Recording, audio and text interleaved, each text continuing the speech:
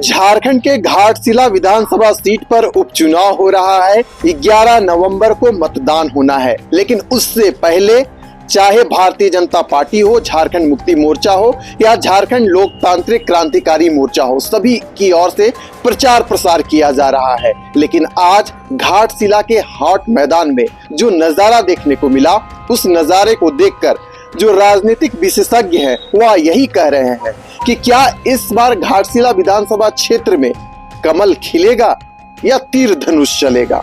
हमारे साथ झारखंड के जो वरिष्ठ पत्रकार है प्रतीक सिंह मौजूद है। आज चंपाई सोरेन का रौद्र रूप, सौम्य रूप, सभी प्रकार का रूप देखने को मिला, क्योंकि आज बाबूलाल मरांडी वहां पर मौजूद थे, चंपाई सोरेन मौजूद थे।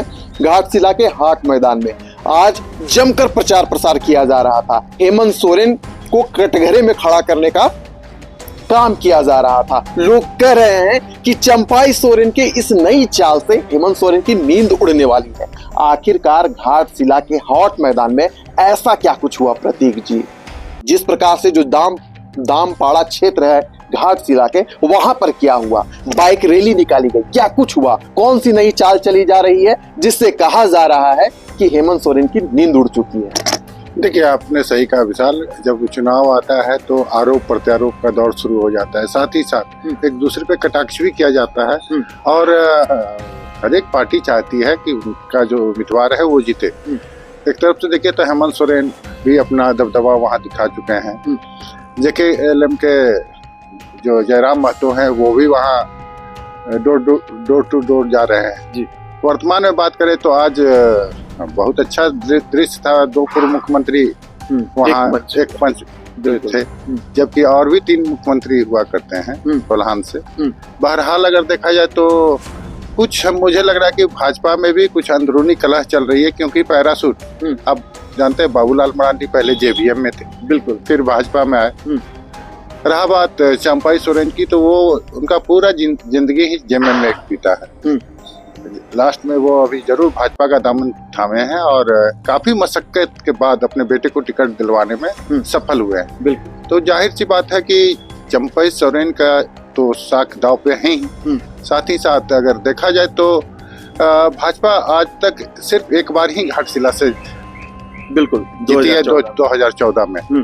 जो उम्मीदवार जीता था 19 में उसका टिकट काट दिया गया और वो अभी वर्तमान में JMM का दामन थाम लिए हैं और पुरजोर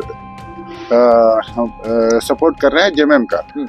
अगर बात की जाए कि घाटशिला चुनाव की, तो वहां पर जो भी निष्कर्ष होगा काफी दिलचस्प होगा। आपने कल भी कहा था कि मिथुन स्टार प्रचारक भी आ रहे हैं बिहार से, बंगाल से, और बिहार के भी कई नेता यहाँ आएंगे। तो मिला जुला कर ये देखा जा रहा है कि ज्यादा फोकस उन लोगों का बिहार पे है। बहरहाल इज्जत की बात है और क्या होता है घाटशिला में वो देखना दिलचस्प होगा। बिल्कुल। तो आज दामपाड़ा क्षेत्र हो, हॉट मैदान हो, घाटशिला विधानसभा क्षेत्र का, विभिन्न जगहों पर भारतीय जनता पार्टी ने वह कर दिखाया जिसकी उम्मीद जनता कर रही थी। यानी कि कुल मिलाकर देखा जाए तो आज बाइक रैली निकाली गई, चंपाई सोरेन की ओर से प्रचार प्रसार किया गया। जो बूथ लेवल के कार्यकर्ता थे उनके बीच संवाद कार्यक्रम को रखा गया था। उद्देश्य एक ही था कि कैसे इस बार घाटशिला विधानसभा क्षेत्र में कमल को खिलाया जाए। चंपाई सोरेन हो, भारतीय जनता पार्टी के जो प्रदेश अध्यक्ष हैं बाबूलाल मरांडी हो, दिनेशानंद गोस्वामी हो, सभी वहां पर मौजूद थे और सभी जन प्रचार में लगे हुए थे कि कैसे बाबूलाल सोरेन को इस बार जिताया जाए। लेकिन अगर प्रतीक जी, जैसा आपने कहा कि अगर हम इतिहास के पन्ने को पलट कर देखें तो 2014 में ही एक बार लक्ष्मण टुड्डू जीते थे और घाटशिला सीट भारतीय जनता पार्टी की झोली में डालने का काम किए थे। लेकिन अगर उसकी ऐतिहासिक पृष्ठभूमि देखें तो भारतीय जनता पार्टी वहां पर कभी जीत नहीं पाई है। जब से झारखंड अलग राज्य बना, प्रदीप बाल मुच्चू जीते, रामदास सोरेन वहां से 3 बार विधायक रहे, केवल एकमात्र भारतीय जनता पार्टी वह सीट जीत पाई है। तो क्या लग रहा है कि जिस प्रकार से भारतीय जनता पार्टी की ओर से वहां पर ताकत झोंका जा रहा है, जो नई चाल चल रही है, हेमंत सोरेन पहले से तैयार है? बिल्कुल, आपने सही कहा। और बात की जाए तो भारतीय राष्ट्रीय कांग्रेस वहां से 4 बार जीत हासिल कर चुकी है। JMM का ये तीसरा, जरूर 3 बार जीती है और बाई इलेक्शन हो रहा है क्योंकि पूर्व शिक्षा मंत्री का निधन हो गया था।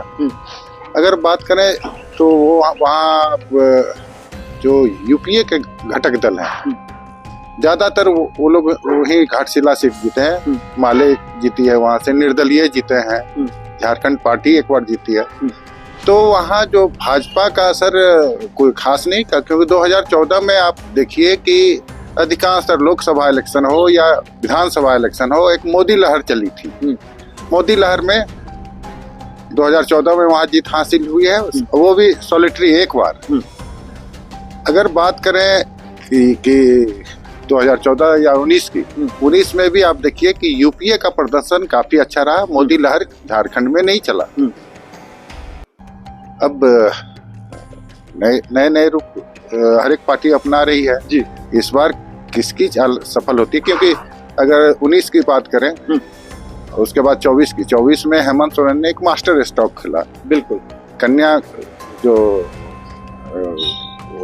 मैया सम्मान योजना, मैया सम्मान योजना के तहत वो काफी प्रभावित रहे। और जो अभी देखिए छठ का पर्व है, अभी भी महिलाओं के खाते में राशि चली गई है।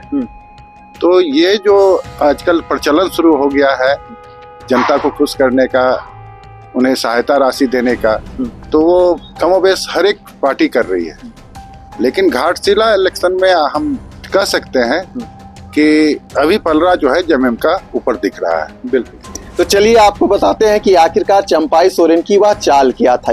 चंपाई सोरेन को पता है कि जब कल्पना सोरेन और खुद मुख्यमंत्री हेमंत सोरेन घाटशिला में आएंगे, प्रचार प्रसार करेंगे तो पासा पलट सकता है। चंपाई सोरेन अपनी भाषा में आज जनसंपर्क करते दिखे, लोगों से आह्वान किया कि आप बाबूलाल सोरेन को जिताइए। जो केंद्र की योजनाएं हैं उसे भी लोगों को बताने का काम किया। अभी भी जो रहस्य है छिपा पड़ा है। 11 नवंबर को मतदान होना है, तो इंतजार कीजिए क्या कुछ होता है, क्या कुछ बड़ा होगा, यह भी हम आपको बतलाने का काम करेंगे। फिलहाल दीजिए हमें इजाजत।